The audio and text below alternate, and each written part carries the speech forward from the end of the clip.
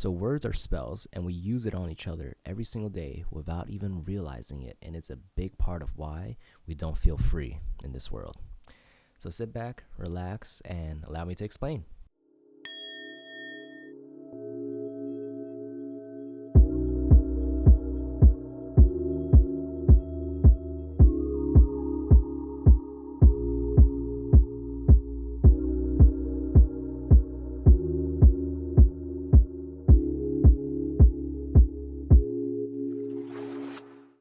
Right. Hello, you sexy ass motherfuckers. Hope you're having a lovely ass day wherever you guys are. And yeah, words are spells. I'm gonna be completely honest. I debated for a long time about making this video because I wasn't sure how people are going to receive the word like spells, right? But that was the wording that was used when it was communicated to me during my third ayahuasca ceremony. And for those of you guys that haven't checked out my ayahuasca storytelling video, I'm going to link it somewhere, either in the description or maybe even here. I've seen some other YouTubers do some shit like that. Douche. So I'm gonna assume I know how to figure this out and put it right there. I'm gonna look real silly if I can't do it. I'm pretty sure I could do it, so douche. Check it out for the context, right? So in my third ayahuasca ceremony, that was the wording that was used, and I'm not gonna overthink it anymore. I'm simply gonna put this video out there and put this message out there and trust that the right people will understand. Okay, so let's get into it. There are certain words in our English language that we use very, very casually. Most of us actually, even on a daily basis. And these words actually restrict us. They put us in a state where we feel like we have to do something. And I'm gonna go through these words with you guys, and then I'm gonna offer some alternative words and concepts that you can use that are not restrictive. So the first word I want to explore with you guys is the word should. Okay, now I'm gonna use this in a restrictive way. Pay attention to how it makes you feel. All right, you should drink less. You should stop smoking. You should study more. You should go back to school. You should sleep earlier. You should exercise. You should stop eating junk food. You should wake up earlier. You should meditate. So I'm pretty sure someone must have used this on you before, right? And if you're paying attention to how it made you feel, chances are it didn't really feel that good, right? And why is that? So at the core of the word should, it is me imposing my belief onto you, right? So when I say you should drink less, it's my belief that you should drink less, and I'm trying to impose that vision, my vision of you, onto you. And you'd feel kind of restricted, right? And there's typically two reactions. I want to use children as an example because children, when they're born into this world, they're like the epitome of freedom. They're just this big ass ball of energy, completely free, super excited to experience the world. They know nothing of bondage. They know nothing of obligation. They know nothing of restriction, right?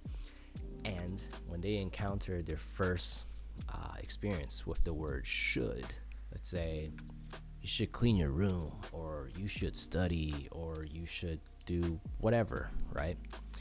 One of the reactions is that they simply obey, right? They're not really at the age where they can critically think about these things, and of course their parents or their caretakers, they feed them, so they usually simply obey and just run with it.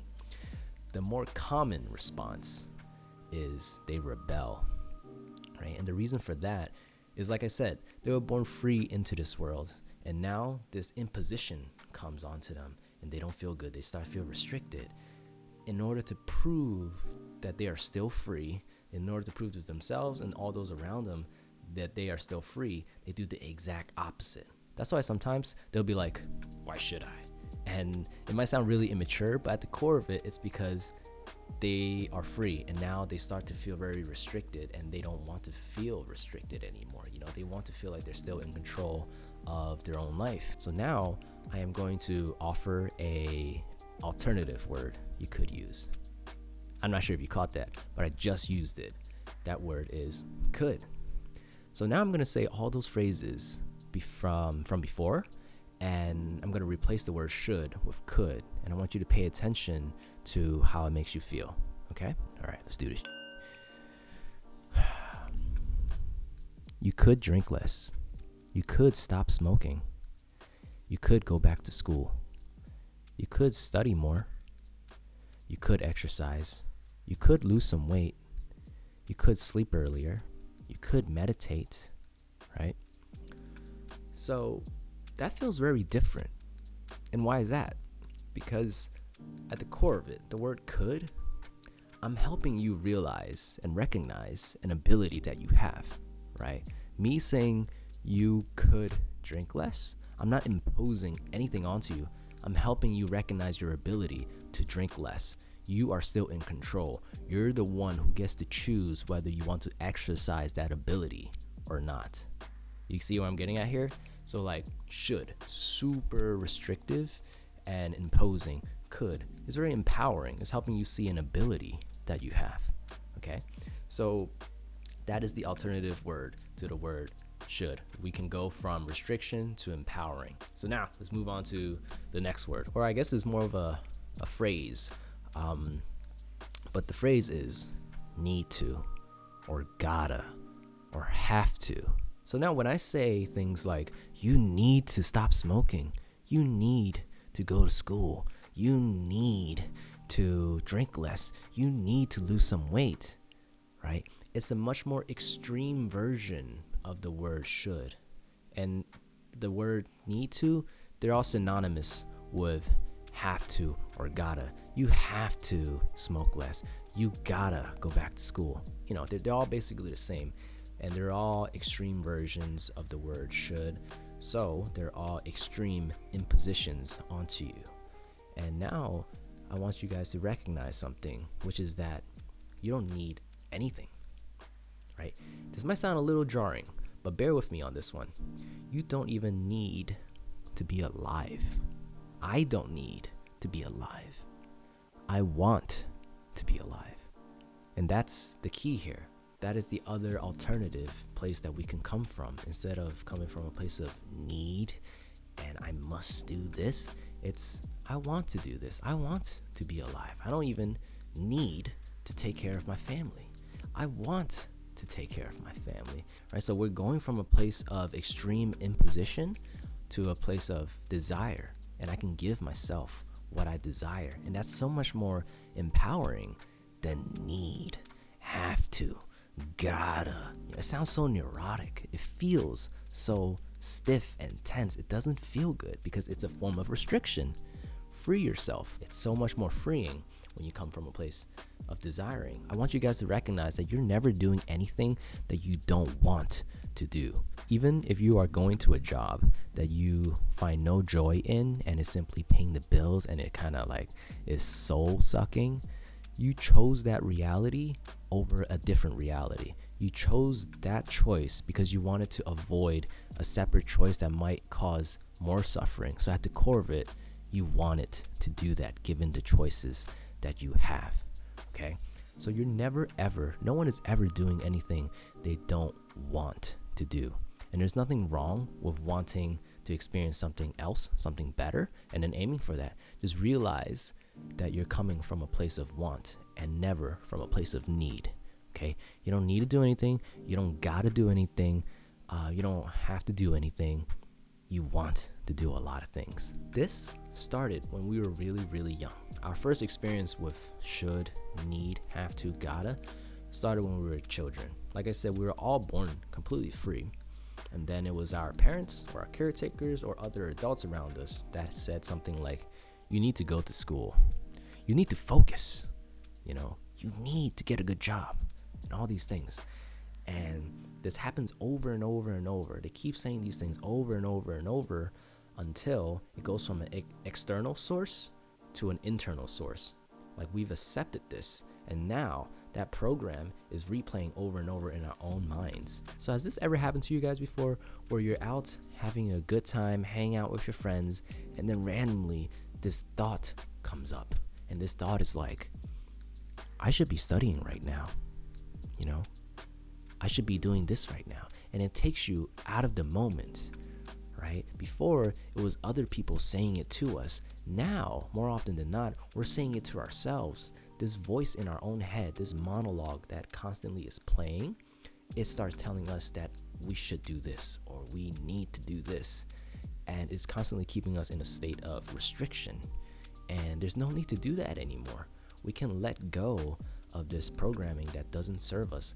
Come from a place of could instead of should. Come from a place of want instead of need. And you'll feel much freer. So after I got this insight during my 3rd ayahuasca ceremony, I started integrating, I started practicing this.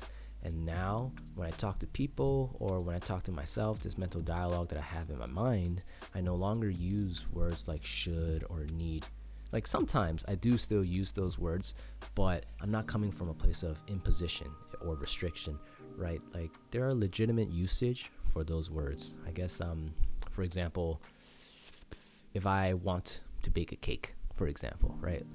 I need flour. Like it's not that big of a deal there. And let's say I am going out to hang out with my friends and I forgot my keys at home. Oh man, I should have double checked. Should, right? It's not that big of a deal in those cases because I'm not imposing anything onto myself. Okay, so when you guys practice this and you guys slip up, it's not that big of a deal. It's dangerous only when it becomes a habit and it keeps playing over and over in your head of, oh, I need to do this, and it becomes very neurotic, right? That's the only time when it can become a problem. And if you're like that, totally cool, because I was like that too. And if I can do it, literally anybody could do it, because it was really bad for me. So you got this. Like, you're so much more powerful than you realize.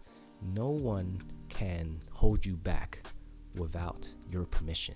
And as children, we accepted this imposition. So we allowed it to happen. So now reclaim your power, empower yourself. Let go of all these programmings that no longer serve you and be free.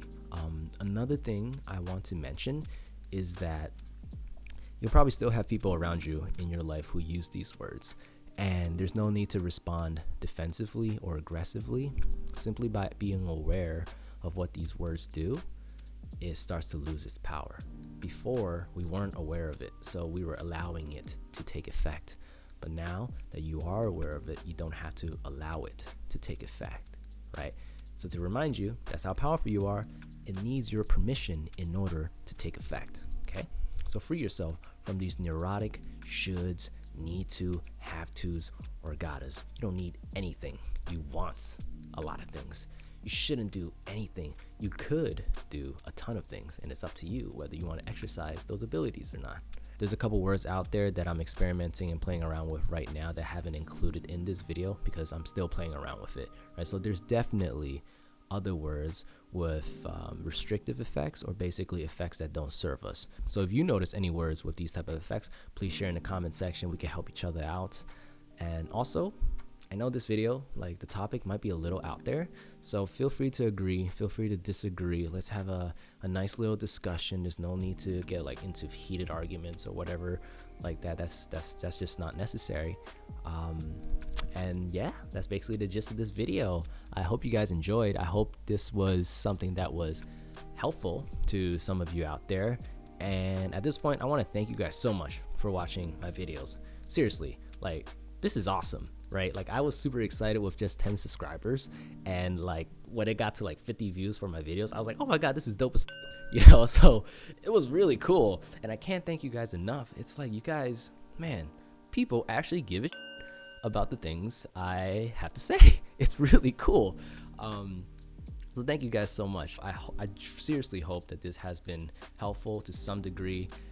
If not, you could get a good laugh out of it, you know. So thank you guys so much. I'm really sorry that I don't upload as often as I'd like. Like right now, between videos, it's between 2 to 3 weeks, right? I'm trying to get into a better groove of it. And once I get into a better groove, I promise you guys I will get better with uploading so that you guys don't have to wait as long between each uploads, okay? So with that being said, I freaking love you guys. Each and every one of you guys are super duper awesome. And I hope you have a lovely ass day. Peace, guys.